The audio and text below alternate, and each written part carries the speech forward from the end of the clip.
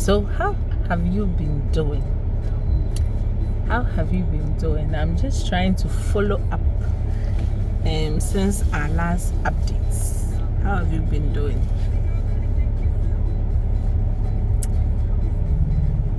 Let's check up on one another. And today they are Maria. How have you been doing? It's a simple question, but it can reveal a lot. How have you been doing in terms of your food, the food that you eat? What are you taking into your body? How have you been doing in terms of water that you drink? How have you been doing in terms of friendships?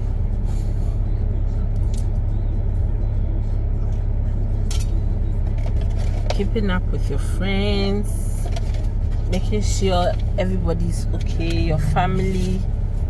How have you been doing in terms of goals? The goals that you have set for yourself. Really, how is it going? How are things going?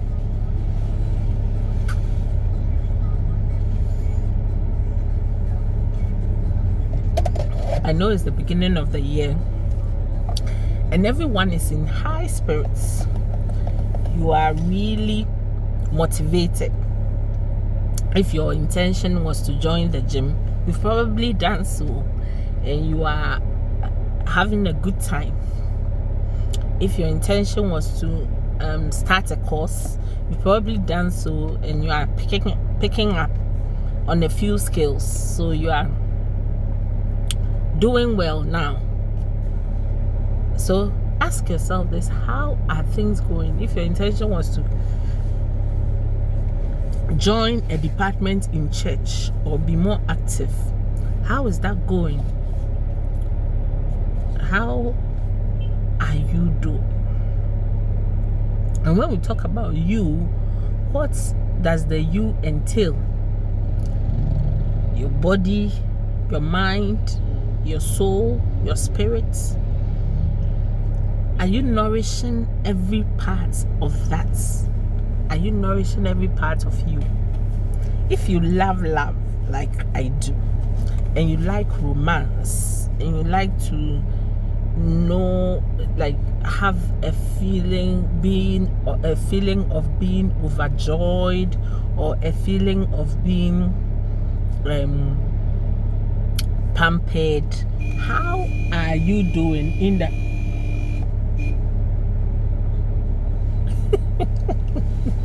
How are you doing in that? How are you doing that for yourself as well? Is it always that you have to wait for a loved one to do that for you? Are you not also a loved one? Be intentional about your life. Be intentional about what you want.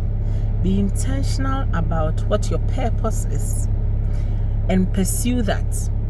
It's in pursuit of your purpose that you will find so much love, you find so much friendship, you find so much joy to live your life. Our lives have been in different stages, and at some point all that we're doing was to follow the paths that have been set for us. And there was a time for that, and there was a reason for that, and it's good. As I speak to you now, I'm able to express myself in a language of choice, the language that is the official language of a place, the place where I am. So I'm able to do that because when it wasn't up to me, the people who were in charge of my life thought it wise to invest in my education and to daily wake me up, put me together, give me the mindset that it's important that I stay true to my calling and be a good student. So I studied, I passed, and I was able to accomplish that which was set as to be able to express myself and do business or interact in that language. Because of that investment in myself a couple of years ago, and because of the continued practice of using this language in school, in commerce, in friendships, I have honed that talent, and now it's a language skill that I have and I can easily use to my advantage. Language is a skill. So you'd realize that there are some jobs that require that I have a certain level of expert knowledge in this language that I'm using.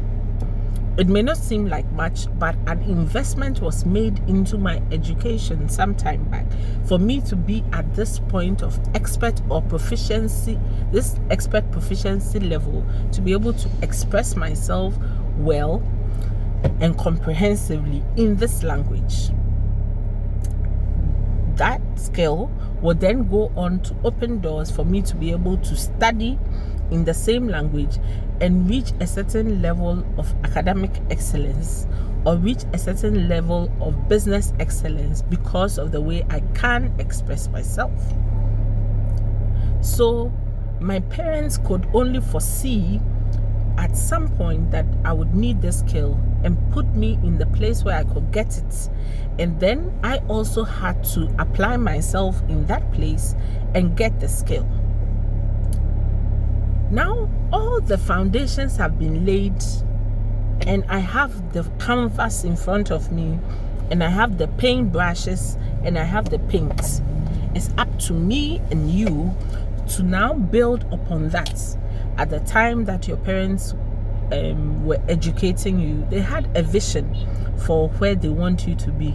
Some was vague, that I want my child to do better than me. So they would look at their life and then think, what is better? Oh, some people are in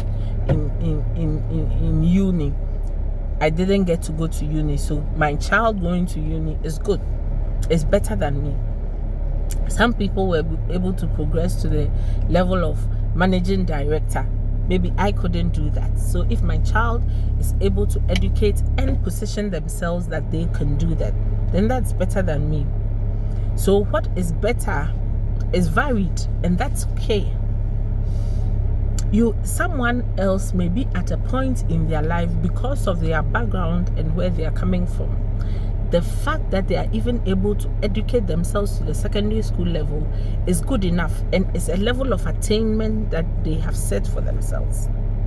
So these things about how are you doing, how are you feeling, how are things going for you in your life, they are really on the individual basis. That's why I cannot sit and give you a list of things you should accomplish by this age or things you should accomplish by that age.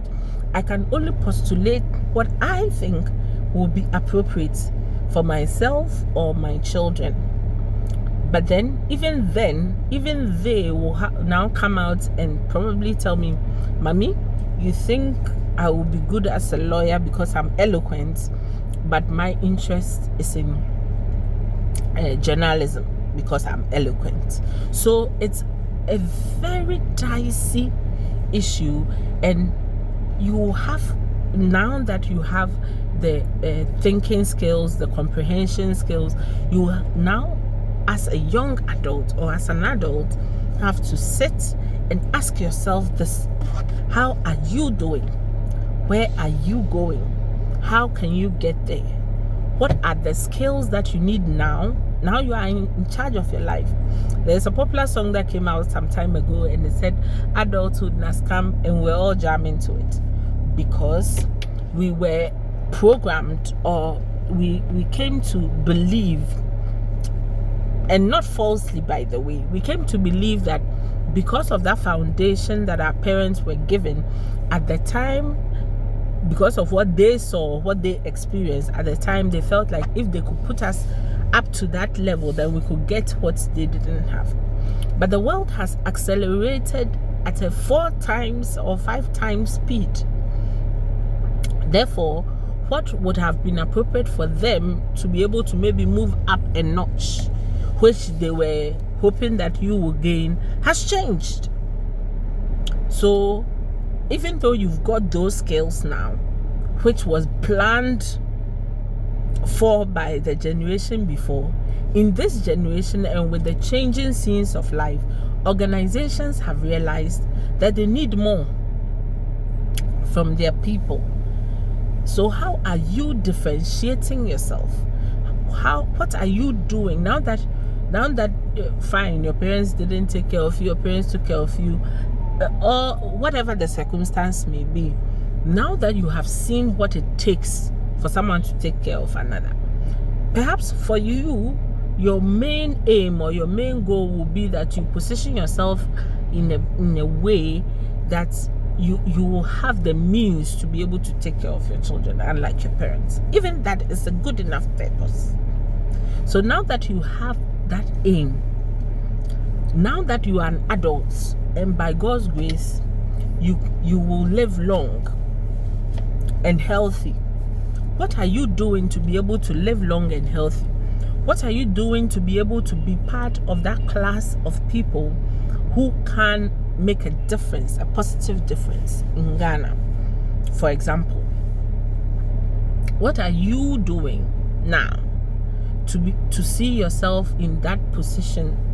Anything you admire in the elderly, those who are in their 60s or 50s or 40s or even 30s, what are you doing now to be able to be in that position and maintain it? Because sometimes attaining something is simple, but to be able to maintain it, to be able to hold on to it and even pass it on to your children and your grandchildren is difficult. Are you learning marketing? Are you learning sales? Are you learning how to present? Are you learning how to present your ideas? Are you learning how to speak to a crowd? Have you joined a club where you are being forced to speak, public speaking? What are you doing to put you in that position to be able to flourish, to be able to go to your grave empty? What are you doing about it? Is your only focus domestic? Oftentimes, especially for women, I've realized that we only pride ourselves in those things that are domestic. You've had a child or 2 or 3 or 4. Is that all? Is that the be all and end all of your life? Is it only to make sure that this child is well educated, well sponsored? What comes after that? For you, not the child, for you. Often because of biological issues, women have kids, or most people generally have kids very early on in their life, to the point that some can even live to see their great-grandchildren. So that means that aspect of your life is one aspect. Maybe for you, you want to make it a major aspect. You want to be such a good housekeeper or homemaker that it will be an inspiration to other women who are homemakers. Maybe you want to write a home economics book, how to manage a home and a garden, how to manage a business from your home. You can do that. Are you willing to influence? What is the level of influence you want to attain? Do you want to be able to influence all the women in your environment? Let's say in your community. Let's say you live in a gated community. How many of your neighbors do you want them to see you? What if your gift is to spread the love of God, to always have a smile, to do things with a smile, always, to spread the love of God in your love for mankind? What if that's your gift? To pray for and encourage others. You have a sweet tongue. You are able to get people to feel the best of themselves when they are at their worst. How are you expanding that gift so that you may reach more people? Are you planning to write a book? When are you writing it? When are you starting? So how are you doing? Where are you going? These questions are very important. Don't limit yourself to where you are and where you find yourself. Sometimes when you take the focus off of your current surroundings, when things are not going too well in your current surroundings, take the focus off of your current surroundings and look at how people from across the seas could be influenced by you, by your lifestyle, by your thought process, by who you are. Don't allow anything or anyone to dim your shine this year. This year is so beaming with beautiful things, and I truly hope and pray that you will take stock of where you are, how you are, take stock of the learning, the continuous learning that you have to do to be able to attain something at a certain age, the formal education that you have got up to the point that you are, whether you continue in the formal education or you continue in another form of education. Learn, become better at whatever you are doing is very important. So focus on yourself, focus on your dreams, and everything else will fade away. And be the best that you can be this year and forevermore. Have a great day. Always remember to smile. Know that Jesus loves you all the time.